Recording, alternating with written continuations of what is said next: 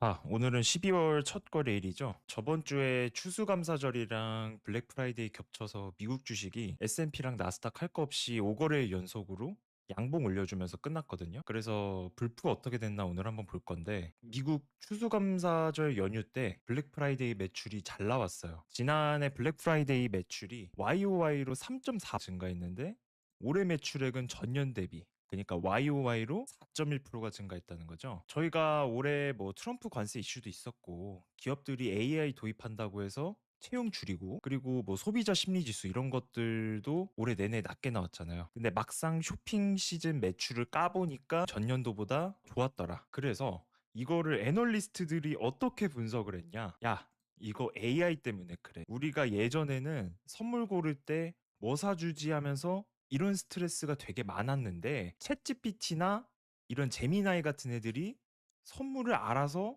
골라줘. 그래서 이런 챗봇이 매출을 늘려준 거야. 이렇게 말을 합니다. 그래서 실제로 시장 조사 업체들이 조사를 했는데 오프라인 매장 매출은 YOY로 1.7%가 늘었어요. 근데 여기서 눈에 띄는 게 온라인 매출이 10.4%로 늘었다는 거죠. 이런 재밌는 결과가 나왔습니다. 그래서 저희가 지금 미국 소매업체 하면 뭐 월마트도 있고 아마존, 코스트코, 타겟 뭐 이런 회사들이 많잖아요. 여기서 아마존 같은 기업들이 이커머스 비중만 따졌을 때 다른 회사들보다 많이 높다 보니까 특히나 아마존이 수혜를 받지 않을까. 월스트리트저널에서 재밌는 설문조사를 했는데 이 Z세대는 연말 쇼핑에서 오히려 소비를 줄였다. 실제 조사 결과를 보니까 여기 왼쪽에 Z세대, 그리고 뭐 밀레니얼 세대, X세대, 더 높게는 베이비 부머 각 층을 나눠서 조사를 한 건데 보니까 다른 세대들은 다 비슷비슷해요. 근데 Z세대 쪽에서 유독 연휴 지출이 훨씬 줄어드는 걸 확인할 수가 있죠. 실제로 Z세대 쪽에서 가계 재정 상황이라고 하는데, 그러니까 말 그대로 자기 형편이 작년보다 조금 더 안 좋아졌다. 더 못 쓸 것 같다. 이런 응답을 많이 한 거죠. 그래서 왜 그런가 보니까 가장 큰 이유가 학자금 대출 문제다. 학자금 대출 때문이고, 특히 구매력이 가장 높고 젊은 소비자층인 대학 졸업자 20대가 큰 타격을 받고 있다. 그래서 주택, 학자금 대출 비용이 상승했기 때문에 지금 이렇게 소비가 줄어들었다라고 얘기를 하고 있는 겁니다. 조금 더 구체적으로 가보니까 이게 바이든 정부 때 진행했던 교육비 전략 프로그램과 관련이 있는데, 이게 이름이 세이브거든요. 바이든 정부 때 세이브라는 교육비 절약 프로그램이라고 해서 이자 부담을 줄여주는 제도가 있었어요. 근데 이게 트럼프 2기 들어서니까 이 프로그램을 축소하자.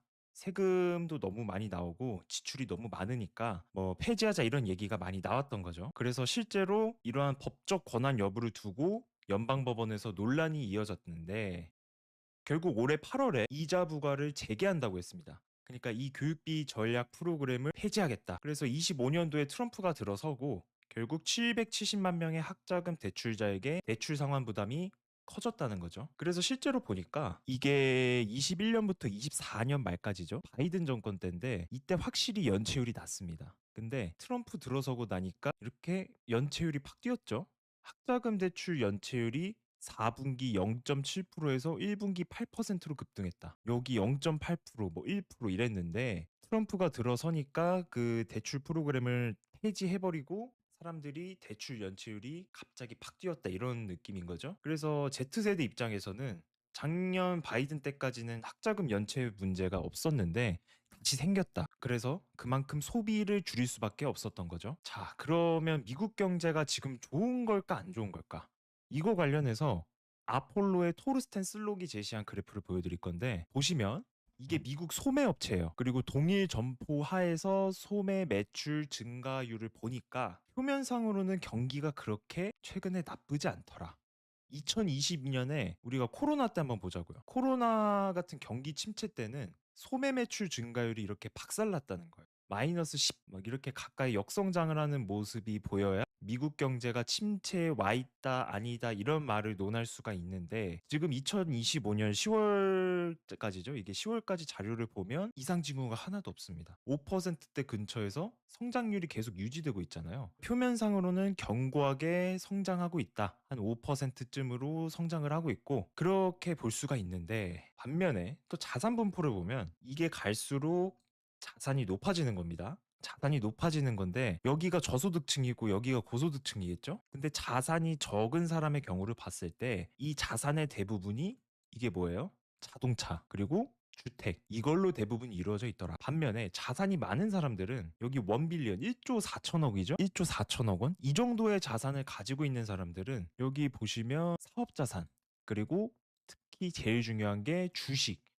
주식을 가장 많이 갖고 있더라. 이런 거를 우리가 알 수 있거든요. 그래서 종합하자면 불프 매출 좋아요. 점포 매출액 증가율 좋죠. 근데 그 실상을 들여다보니까 Z세대들은 연휴에 소비를 못하고 학자금 대출 연체율 늘어나고, 그러니까 상대적으로 더 경제가 어렵다고 느끼는 겁니다. 또 미국 주식 S&P 나스닥 최고가 경신 수십 번 하고 있습니다. 트럼프가 막 몇십 번째 최고가 경신했다 이런 자랑 자주 하죠. 근데 이거는 금융자산이 오르는 거잖아요. 엄밀히 말하면. 자산 시장만 상승하는 상황 속에서 가장 수혜를 받는 사람들은 누구일까요? 이게 절대적인 양을 보나 비율로 보나 가장 수혜를 많이 받는 계층이 다름 아닌 고소득층과 자산가들이고, 오히려 저소득층들이 상대적인 소외를 받고 있더라. 이런 거를 알 수가 있습니다. 그래서 미국 경기를 한마디로 표현하자면 요즘 외신에서 많이 나오는 말인데 K자 경제를 이루고 있다. 잘 사는 사람들은 더 잘 살고 못 사는 사람들은 더 힘들어지고, 이런 상황이 벌어지고 있다라고 볼 수 있겠습니다.